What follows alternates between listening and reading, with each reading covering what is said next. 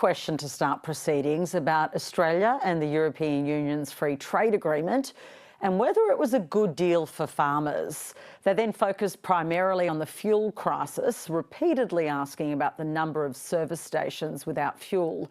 The Energy Minister, Chris Bowen, told the House the opposition should hang its head in shame over what he says is a politicisation of this crisis, saying they chose partisanship over patriotism. I'm Patricia Karvelas, live from the lands of the Ngunnawal people in Canberra. Welcome to Afternoon Briefing. After almost a decade of negotiations, Prime Minister Anthony Albanese has confirmed Australia has struck a free trade agreement with the European Union.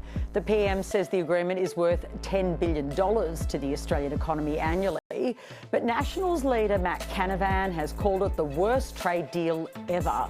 So what does the deal mean for Australian producers? I'll speak to the Business Council and the Farmers Federation this hour. European Union Chief Ursula von der Leyen addressed Parliament today, the first time a female foreign leader had done so, and called for a return to negotiations in the Middle East war. While denouncing attacks by Iran on merchant vessels, she said an end to hostilities was critical for energy supplies worldwide. Can Europe actually bring the war to a close? I'll be speaking to the former Danish National Security Advisor this hour. And US President Donald Trump has postponed strikes on Iran's energy infrastructure after what he says has been a very good and productive conversation with Iran about ending the war. Iran denied those conversations took place, accusing the US of spreading fake news to manipulate the oil markets. So who is telling the truth? I'll speak to an Iran analyst later in the hour.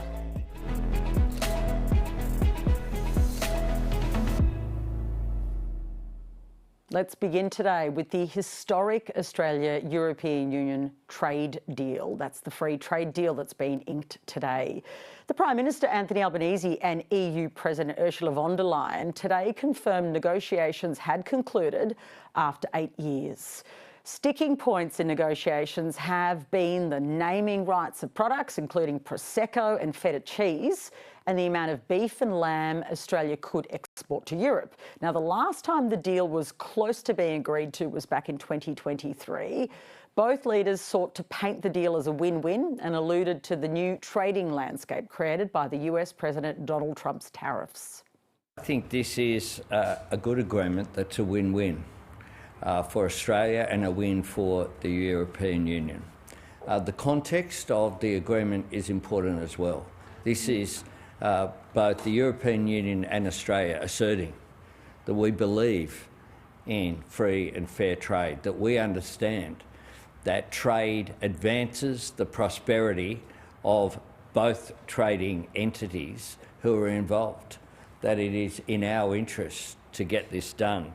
This agreement is set to add almost $8 billion to your GDP.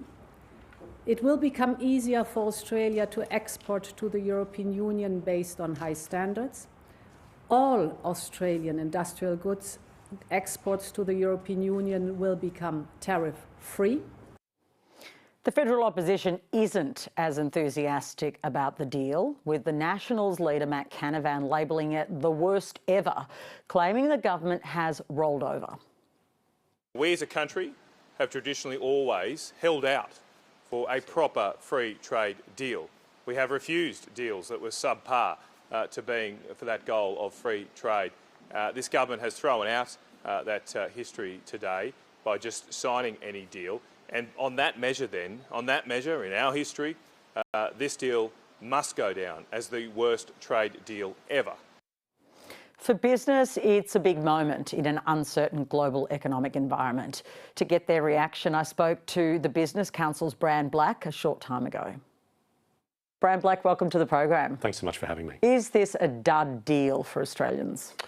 Well, we understand that there are some sectors, of course, that are unhappy, but our position is that when you look at this deal as a whole, it is a good thing for the country. Why is it a good thing? What will change? For ordinary Australians watching, they hear a free trade deal. There's a lot of stigma around the concept of free trade and what it means for Australian jobs. How will it change or increase jobs and opportunities here? Well, 1 in 4 jobs, as is often quoted, is trade dependent in Australia. So if we have better trading relationships with partners, then that immediately means that there is an automatic dividend. We also know through this particular agreement that we'll have access to food, we'll have access to various other things that people use, consume each and every day, which is going to be a very important benefit for the country. But we also think about some of the export opportunities that we'll have as well. So particularly in the context of procurement opportunities with respect to infrastructure into the European market. We've seen, of course, the university sector talking about Horizon Europe and the access to research and development opportunities that that will bring too. Critical minerals and our opportunity to trade in that respect as well. So again, on balance, we think that this is a good deal for Australia. The final point that I'd make there is that what we've seen with Australia's free trading arrangements is that if we're fortunate enough to enter into a deal, then we often have an opportunity to improve it afterwards. So it's a good thing to get things started, and then we can move forward, we hope, with subsequent negotiations down the track. It's an interesting point you make, because the National Farmers Federation are making a very different point. They're saying, actually, this locks us in and actually is a dud deal because of the time frame and that it locks them into a substandard deal. Do you disagree with that? Well, I think there is opportunity. There is clear opportunity for us to establish these types of further partnerships. We know that, as an example, because we have on foot right now discussions with India to improve on our existing free trade agreement with India, and we know that both countries are working towards trying to achieve that outcome. So our hope is always that if we can get our foot in the door in the first instance with a good on-balance agreement, and we think that at the moment what we've seen here on balance supports Australians. 98% of exports from Australia to Europe are going to be tariff-free. That is a good thing. So if we can build on that in future, that's even better. Is this all just about Donald Trump? It seems that some of the positions the Australian government had have changed a little, but ultimately there has been a lot of compromising from Australia as well. Is that because of the role Donald Trump is having around the world on trade? I think we should always be looking to establish strong bilateral agreements. If Donald Trump has done anything, it's prompt countries to think more about those opportunities, and let's recognise that for the opportunity that it is. So we've of course established in recent times a free trade agreement with the UAE. As I mentioned before, we're in discussions with respect to India and extending the existing arrangements that we have in place there. And now we've established a free trade agreement with our third largest trading partner and our second largest investment partner. Those are good steps forward. And I do stress for Australia, the Business Council of Australia, we recently released our Global Investment Competitiveness Index. We ranked 21 of 42 countries in that, but across the 7 areas that we measure, we looked at trade, we come second of those 42. If we can improve our position, that's even better. I just want to talk about a couple of other issues. We have a fuel crisis. The world has a fuel crisis because of the war in the Middle East. The government's lowered diesel standards to get more diesel into the country. Is that wise, and do more measures have to be looked at?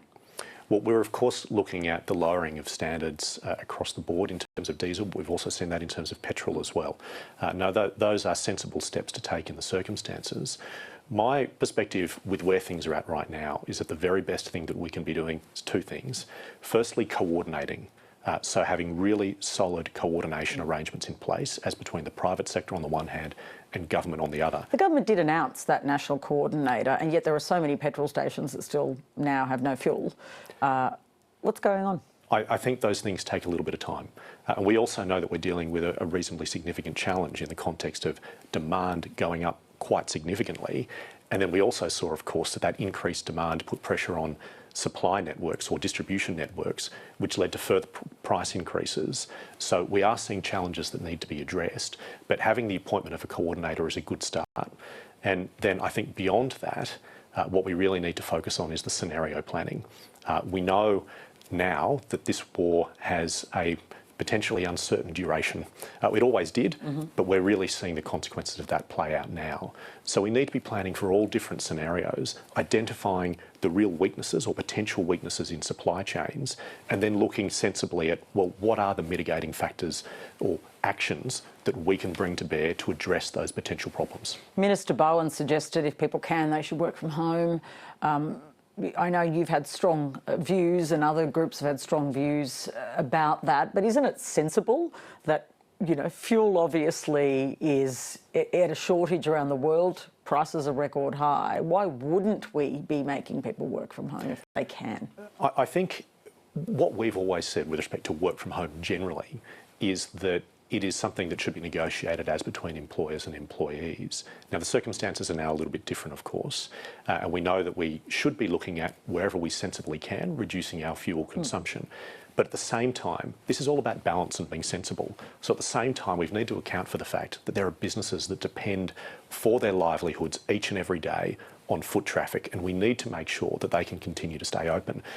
A lot of commentary has been about the extent to which what we're seeing now is very similar to what we've seen during COVID. There are, of course, similarities in terms of this being a supply chain problem, but there are also core differences. We don't have to socially isolate. We can use public transport.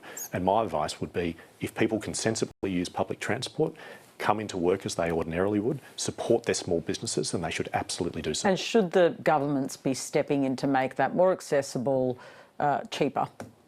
Well, I think to help workers. Those types of options should certainly be on the table, but the priority has got to be, I think, making sure that we respond sensibly and encourage people to use public transport to the extent that they can. Okay. Are you worried that there might be overreach in relation to measures on this crisis?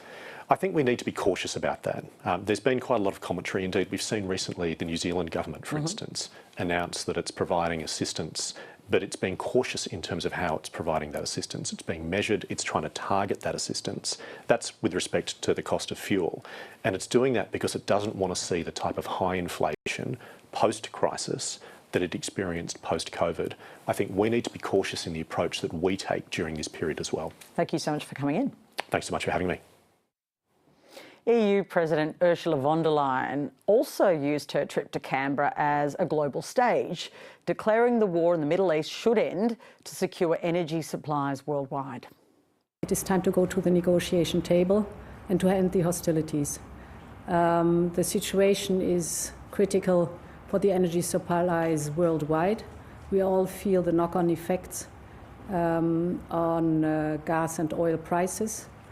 Our businesses and our societies, but it is of utmost importance that we come to a solution that is negotiated, and this puts an end to the hostilities that we see in the Middle East. Bo Lidegaard is a former Danish National Security Advisor, editor of the top Danish newspaper, and is in Australia to work on its relationship with Europe, and joins me now. Welcome to the program. Thank you so much. This is a significant agreement between the EU and Australia that's been a long time coming. But it seems to me the elephant in the room, the reason for the acceleration, is Donald Trump and the US's very changed role in the world. Do you agree? Yeah, I think what you're seeing is that countries that are born transatlantic and have a very deep, long-standing friendship with the US, strategically, economically, trade-wise, technology-wise, in all respects, feel a little bit homeless these days. And we are seeking deeper partnerships with each other. And that's what's happening. That's what's happening within Europe, and that's what's happening between Europe and Australia. Ursula von der Leyen's message was, even though Australia has always been geographically very isolated and we feel very far from the wars of Europe or the Middle East, that can't be comfort anymore. Do you agree with that? Absolutely. And I think that in terms of values and in terms of the predicaments that we are facing and what we have to do in terms of raising our own supply chains, enhancing our own security, being sure that we are home and able to have agents in our own countries, that are things that unite us, and we will be united in that effort.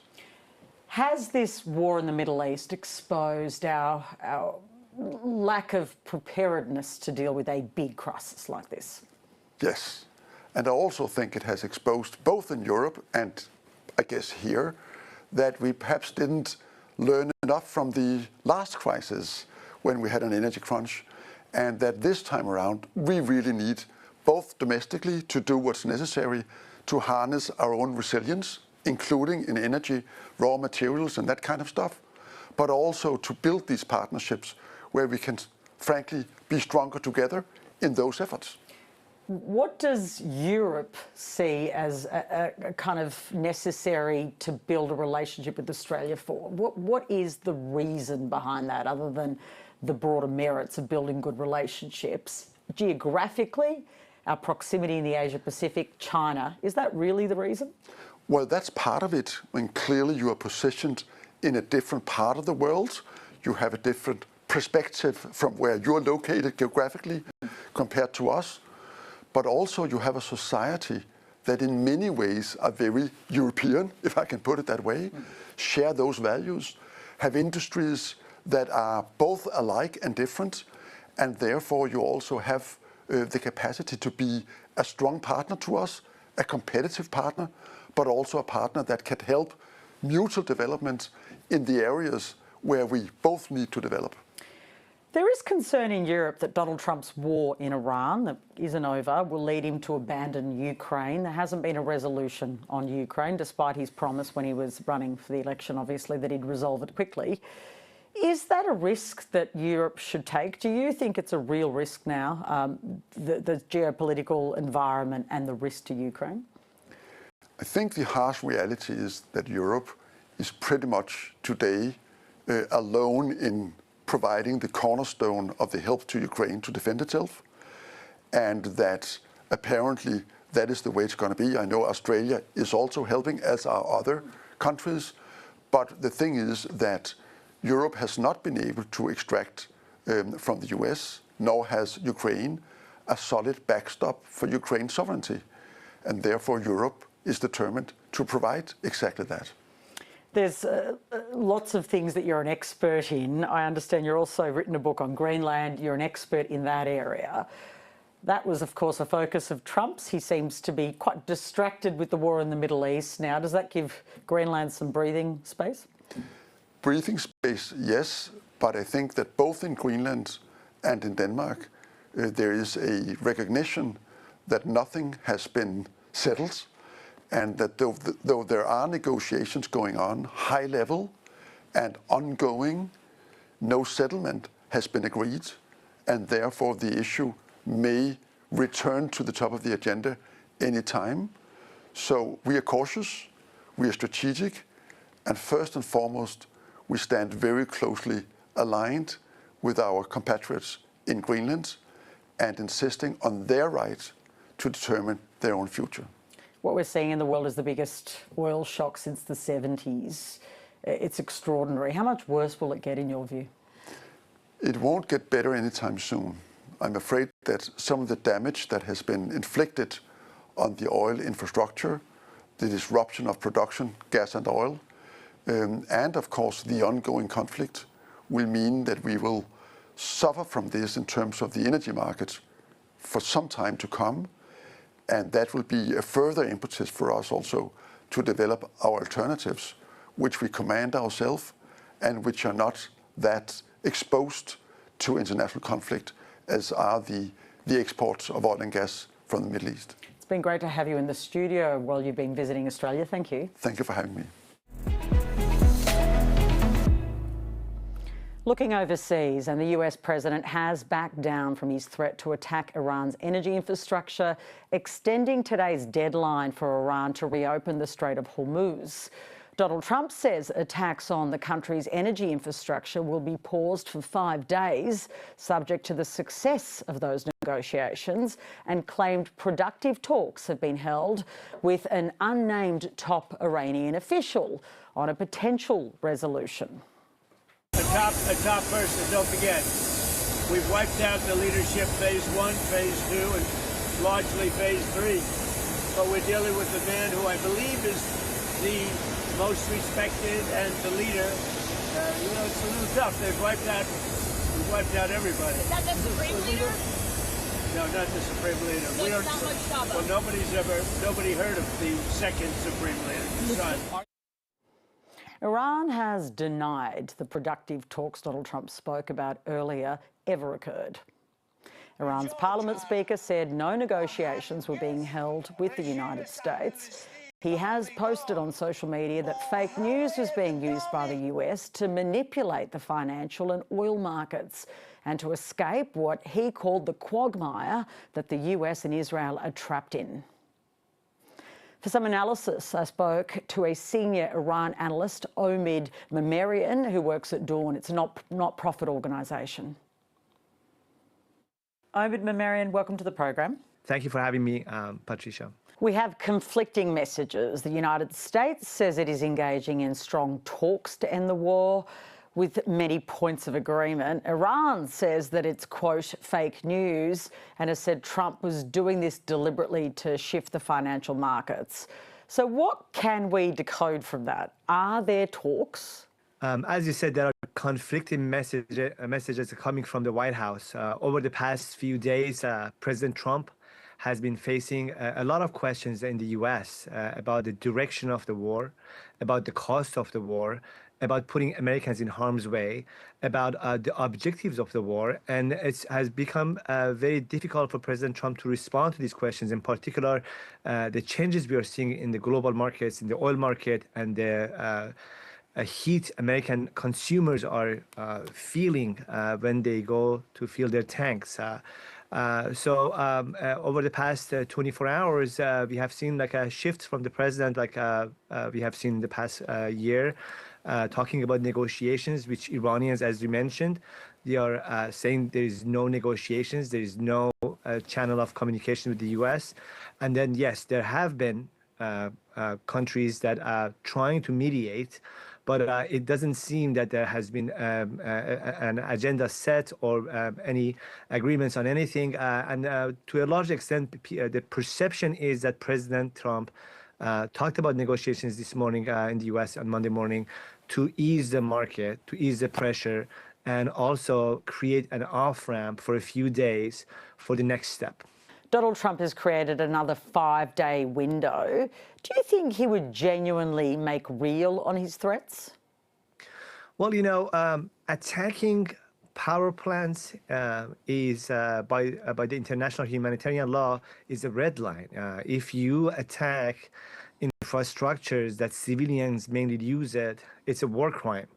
And to publicly announcing that I'm going to attack fire plants, it was such an odd remark by the president and other officials in the administration backing up Trump. But at the same time, it received a lot of backlash, both in the U.S. and within the Iranian community. Even the Reza Pahlavi, the son of the former king, asked President Trump not to attack Iranian infrastructure because these infrastructures belong to the Iranian people.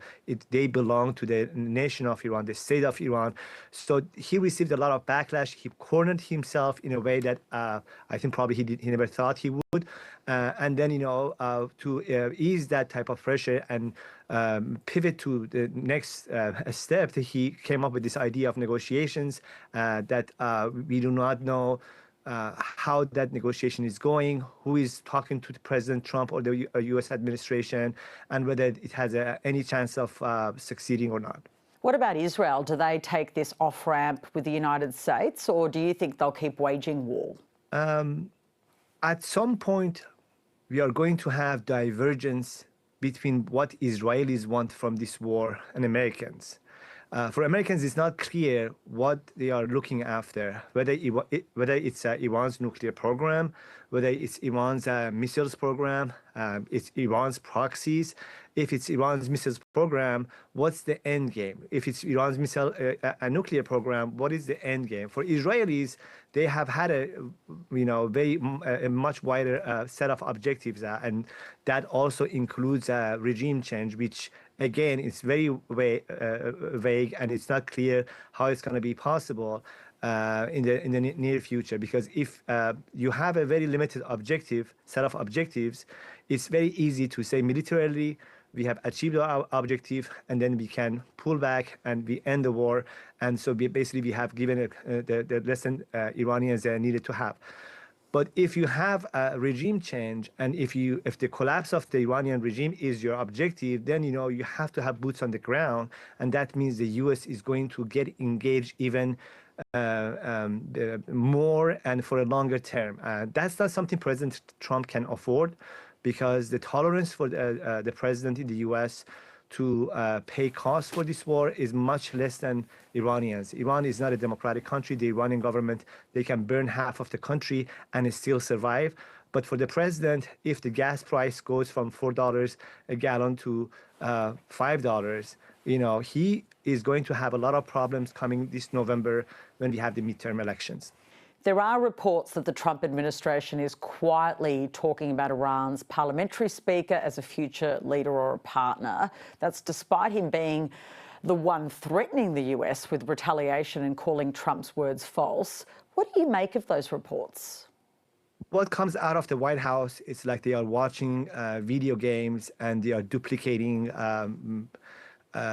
lines from video games on cameras. Iran is very much different than Venezuela, and the Iranian political system operates much differently than many other countries in the region and even in Latin America.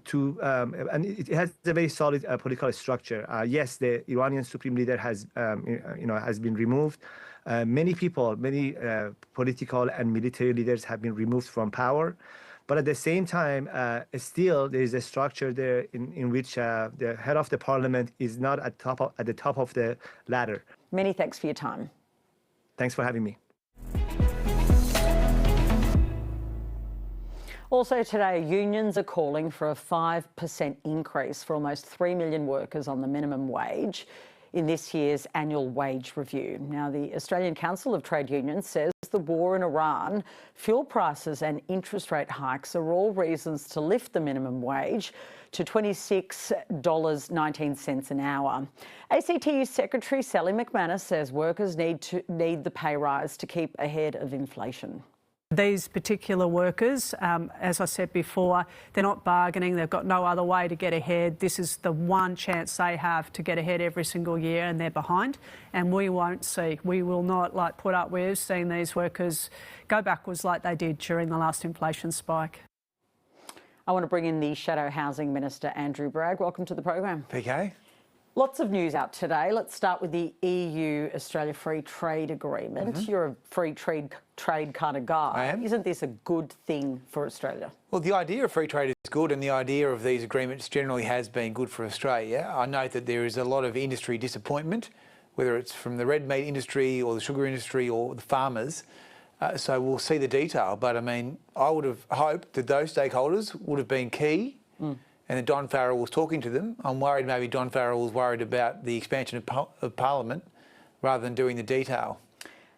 Brand Black was on earlier. He's the head of the Business Council. He says on balance, obviously it's a negotiation, so there are different parts of it. It's a huge deal, truthfully.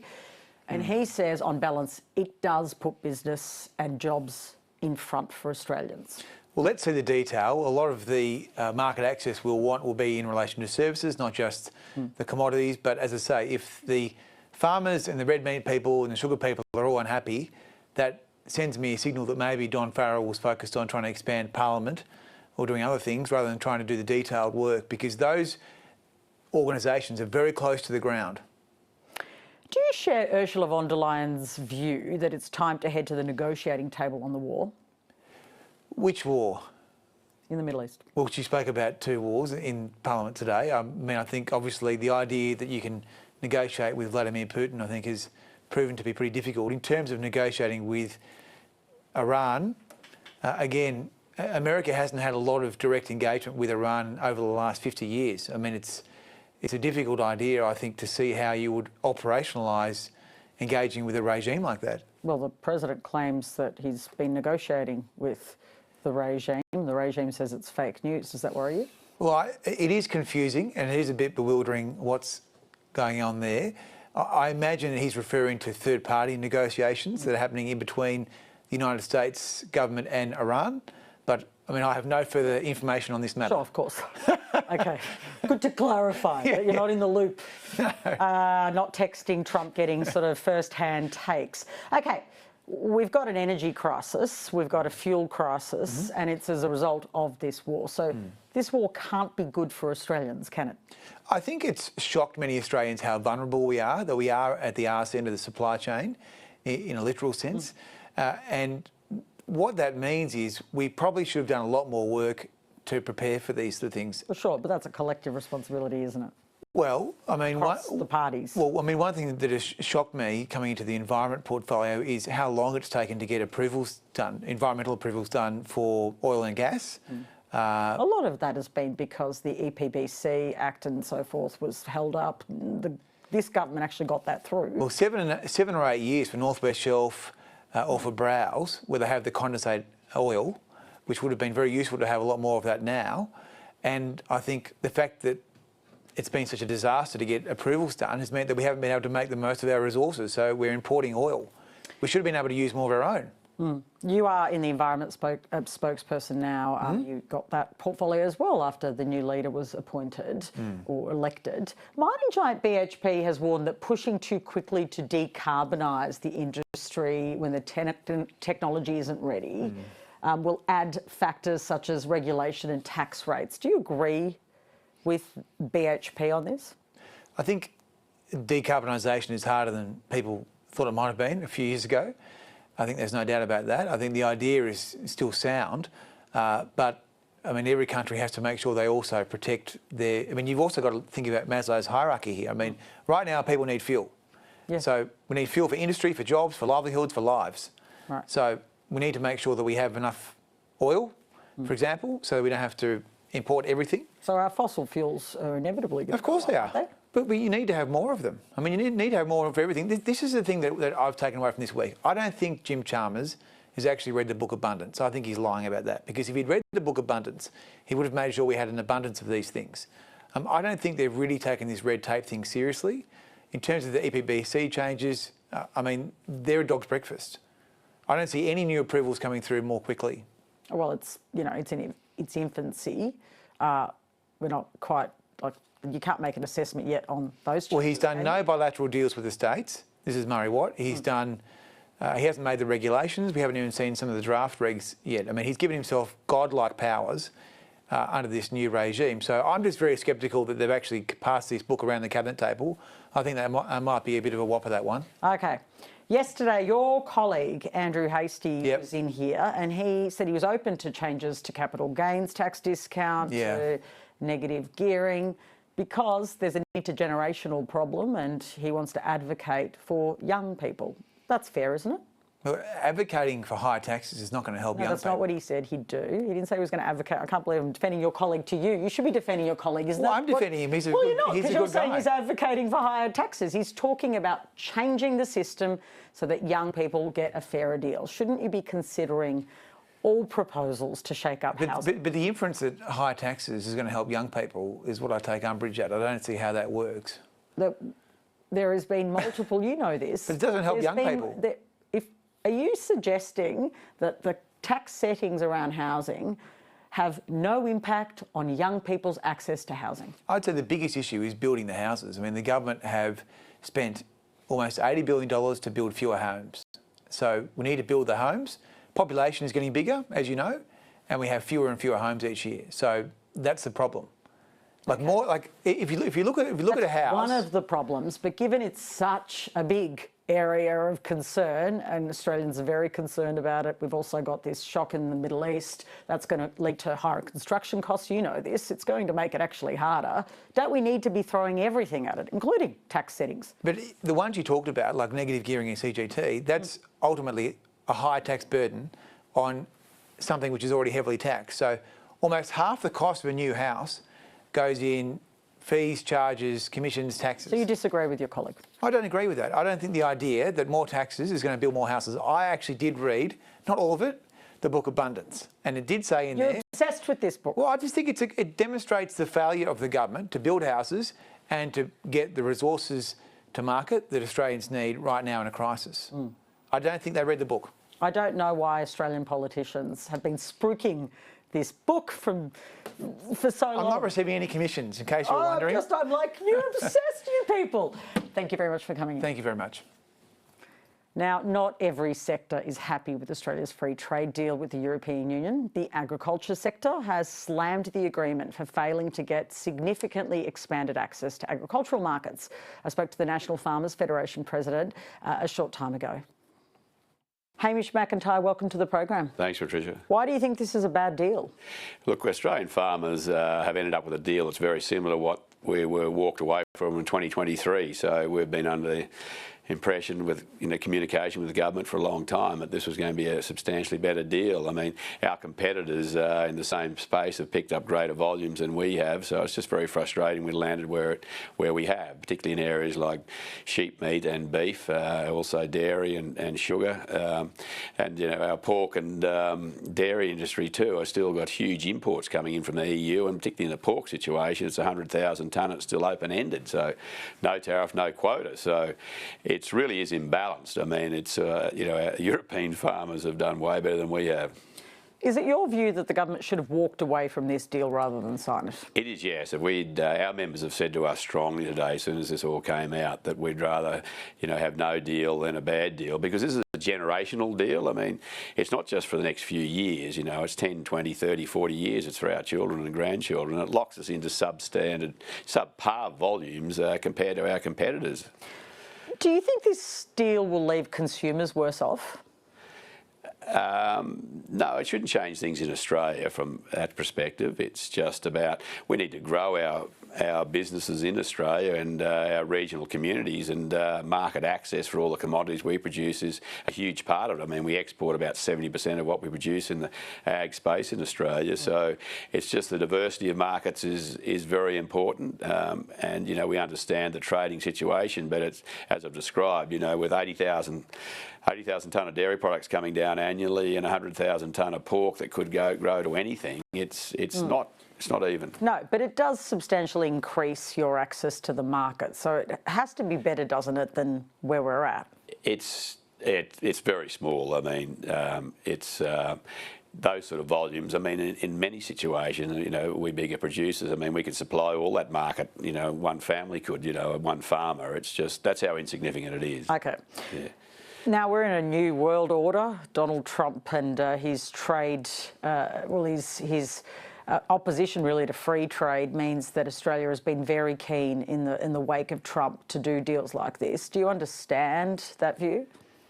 Yes, we do. I mean, and at the moment we're dealing with his tariffs and also China tariffs around beef. And look, we do say about today's agreement. I mean, we understand it is very important, in the security space, and for other industries have done very well out of it. And congratulations to them. It's just in the ag space we're hoping to, for it to be a lot stronger, because it is such a long-term agreement. I mean, it's lock us into something that's got little room for growth, which we need in our sector, for viable farms. And we've got great technologies. We've got everything going so well. It's just, it would have been great to have, access to a very strong market too. It is a good market. I mean, they can afford to pay. Doesn't it demonstrate that the Europeans were just not willing to negotiate any further?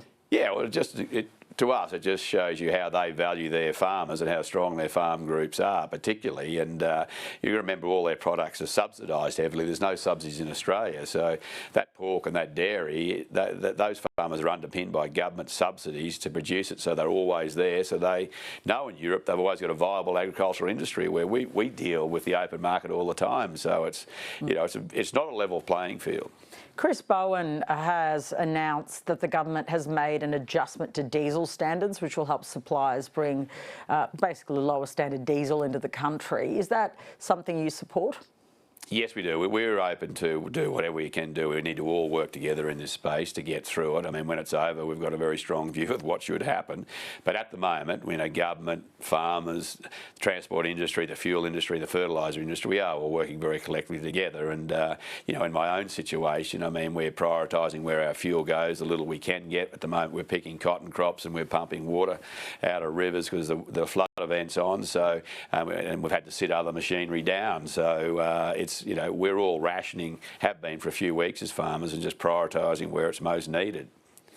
That's the NFF president there. Joining me now is the Resources Minister, Madeleine King. Welcome to the program, Minister. It's good to be back, PK. Well, the NFF made it quite clear they think it's a dud deal for farmers. So why did Australia sign it? Yeah. Well, I mean, I understand the NFF are disappointed in some regards. I dare say many other farmers that may not share those same views. I mean, it's a very good deal for a number of producers who were really worried about losing their rights to use certain terms like feta or prosecco, or even the manufacturers who make Kransky sausages. So, you know, for many, it's very important what we've protected. We have, though, also opened up the EU market to a lot of our agricultural industry. The EU has given better deals on agriculture to other countries, though, so the farmers are pretty cranky that we didn't hold firm. Yeah, I'm not quite certain about that, but I mean, there are other deals to do with beef, but this is certainly much bigger access to the beef market in the EU than there previously has been. And, you know, what I really admire about the beef industry in this country is its ambition is, you know, supreme. It's out of this world, and I support that. At the same time, you know, the Trade Minister, Don Farrell, who's a great Trade Minister, has to get out there and balance up all the things that are in a free trade agreement, which includes like investment access as well. Yeah, and critical minerals, they get more access essentially. They say they'll be on a level playing field now. How does that change things? Well, they will. They've always been able to access our critical minerals, to be fair. It's just they choose whether they put a tariff on entry, and yeah, so that is really a matter for the EU. I think what's even more important than the FTA, which is important around critical minerals, is the Critical Minerals Security Partnership that the EU Commissioner mentioned today in a speech in the Parliament, and that is about working together to make sure we have investment from the EU itself, but also EU countries who have a really high interest in making sure they have diverse supply chains around rare earths. The government has just announced that diesel standards will be lowered. I think that's for a 6-month period from memory of the announcement. That obviously is a big shift. Level with Australians, how bad are things going to get in April? The government keeps telling us the supply is going as planned, but it's really going to hit consumers and business in April, isn't it? Look, it is going as planned, and there is enough fuel.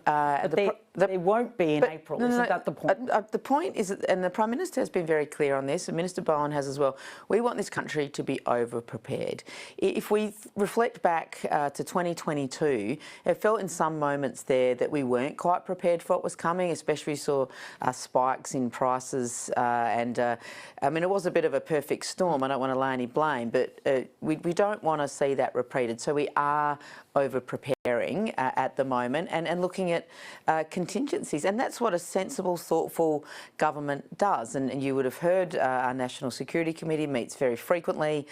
Cabinet is always meets frequently, but these things are important for government to consider and have options. And Minister Bowen has exercised those options. And we know there will be a bit of a tail to this. If everything comes good tomorrow, and we hope this conflict de-escalates, we still have to get these trade routes back to normal. So, you know, we're preparing to make sure, we can be ready. Minister, the BHP boss, it's Minerals Week. There's a lot of discussion. It's very much in your portfolio. The BHP boss has spoken and said energy security right now very much surpasses global climate concerns. Is that your view? Well, energy security is really vital. There's no doubt about it. Everyone, you know, as we're accustomed to the lifestyles, and that's a good thing. There's a lot of good comes from energy security. One of those things is peace and prosperity, and that's what we want to make sure we play a part in the region. Having said that, you must almost try to do both. I mean, I don't think there's any, and certainly I would not say there's any need to abandon efforts to decarbonise. That's a really important objective of the government. We're in a phase which will increase fossil fuels, won't it? Oh, well, not necessarily. I think it's about making sure supply is met. At the moment in Australia, that's absolutely not the case. And I don't have the specific statistics, but my understanding is that Victoria is at one of the highest rates of renewable energy into its grid in the country's history, and that's a really significant moment. So this is an effort we will continue. We've legislated for it. what we know is the work we do in providing energy security to our region is equally as important. So I think, you know, we have to do both. We have to try and do both, but there's no doubt energy Do you think security. wars, though, give fossil fuels a lifeline? Oh, not well.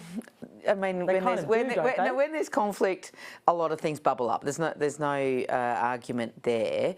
But I think we still stick to our overall objectives, the legislative objectives. We have to be honest, though, don't we? Well, I think they're meeting those objectives.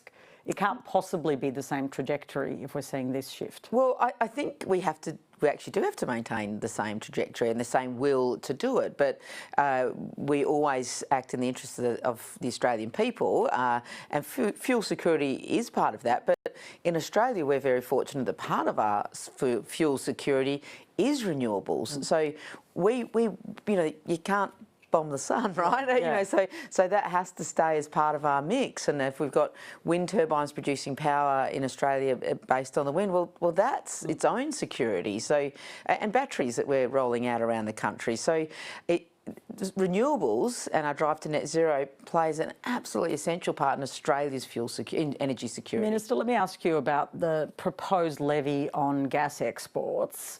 Is that a big and active reform idea being considered?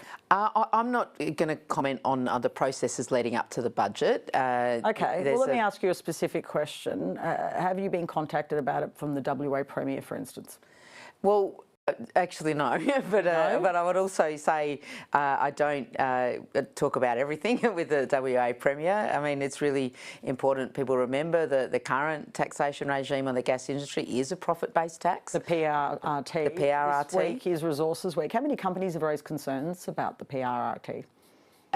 None have raised concerns. No, I mean this is more Minerals Week, so we talk more about I guess the rocks rather than the gas this week. So I've not had concerns raised with me, but I think. But since this was floated, the export levy on gas, I'm assuming you have had that raised with you. Well, the proposal has come out of a particular part of the community, a think tank that provides some information, and I don't think all that information is the whole story around what the gas industry contributes to this country. There's a lot of misconceptions around where our gas goes, and where what taxation it attracts, how many people work in it. The thing about Australia's gas industry is that it's really important to Australia's position in the Indo-Pacific.